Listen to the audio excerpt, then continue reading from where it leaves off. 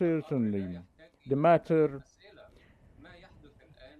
does not need to pose questions and what's happening. It's a systematic targeting for the defenseless Palestinian civilians under the pretext releasing some hostages or to eliminate the Palestinian resistant branch, meaning Hamas. What's happening is an actual massacre against the defenseless Palestinian, and that should be stopped. The international community should pressure and to announce and to report before the international platforms and forums, and that's what's happening now is in a great war crime.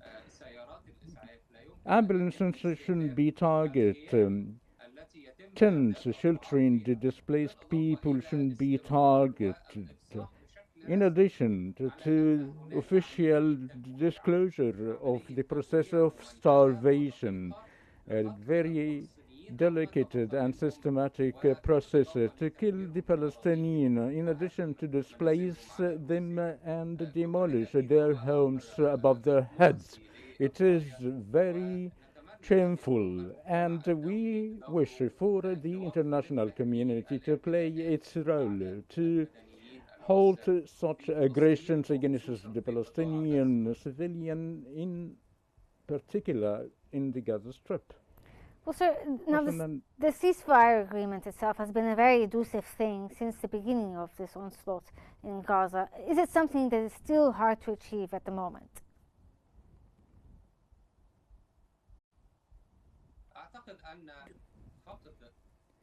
We should not lose hope. Firstly, a ceasefire should be in halt, stopping the assault against the Palestinians, and to start entry of the humanitarian aid. There is a dire need for the humanitarian need. In addition to tens of thousands of casualties without medications.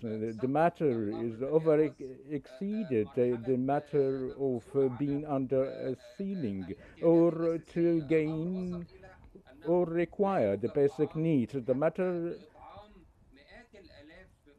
is basically no food for the thousands of the Palestinians in the Gaza Strip, which is very important to have a ceasefire, delivering the humanitarian aid, and then to start a negotiation under any circumstances.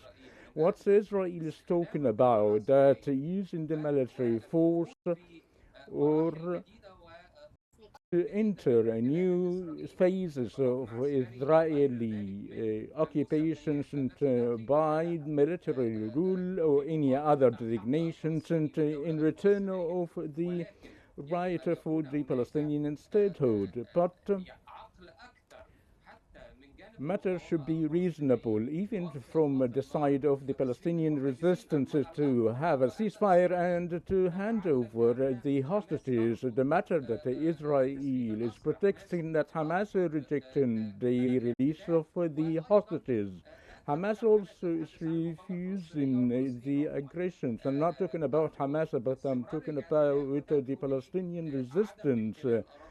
And this is what the Palestinian resistance is demanding. Israel wishes to occupy more territories and displace their people and to impose what is named the military rules on Gaza. It is not a dilemma. Firstly, is to have a ceasefire entering the humanitarian aid and talk about any further phases.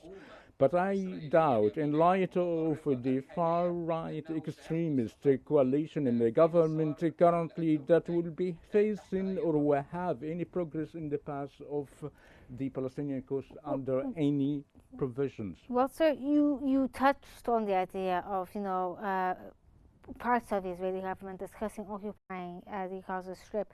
How do you read the statements that were given out by the Israeli finance minister regarding the necessity of occupying the Gaza Strip?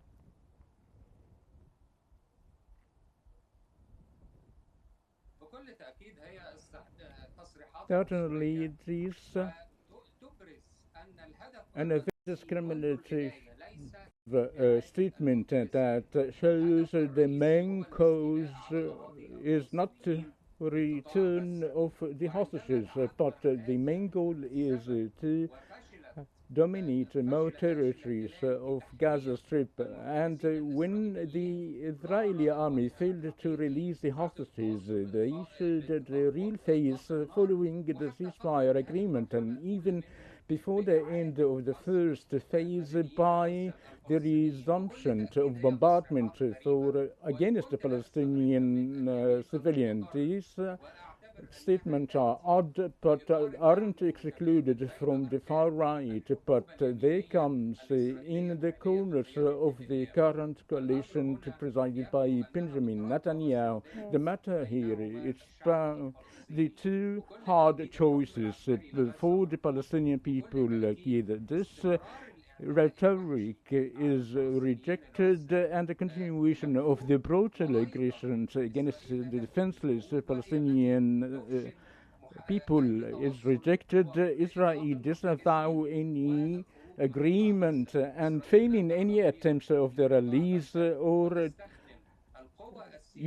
Israel is refusing to come out of the Gaza Strip and silence any moderate voice of the Israeli cabinet, and therefore we see this extremist statement that support and the coalition, along with the Prime Minister, wishes to do. Well, sir, I mean, you talked about the idea of these far-right or fringe ideas, but it seems like the Israeli society in general has this idea of provocation and of anti-Palestinian sentiment.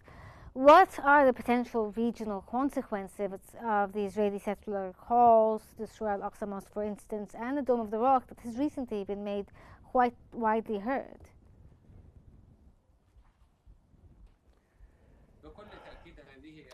Certainly, this is a very unfortunate aggressions, and usually comes in the seasons of feasts, either Islamic or Muslims, and the attempt of establishing the Israeli temple and to prevent the Palestinian prayers and to prevent them whether by the settlers or the Israeli officials.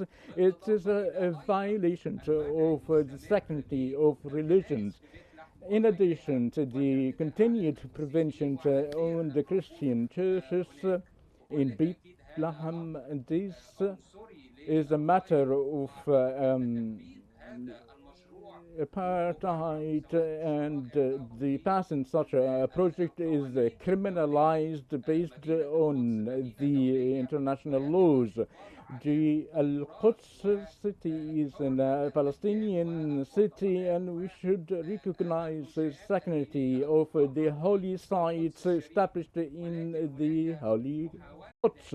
But there is a continued attempt to judicialize in the Al-Aqsa and David Temple and other temples that Israel claims as always, and therefore they will be having an aggressions of the holy mosques as well as the Christian churches allocated in the Al-Quds. Thank you so much, sir. Thank you for your time. From Cairo, that was the editor-in-chief of Al-Ahram newspaper, Mohamed Ezz El-Din. Thank you for joining us here on Q News, sir.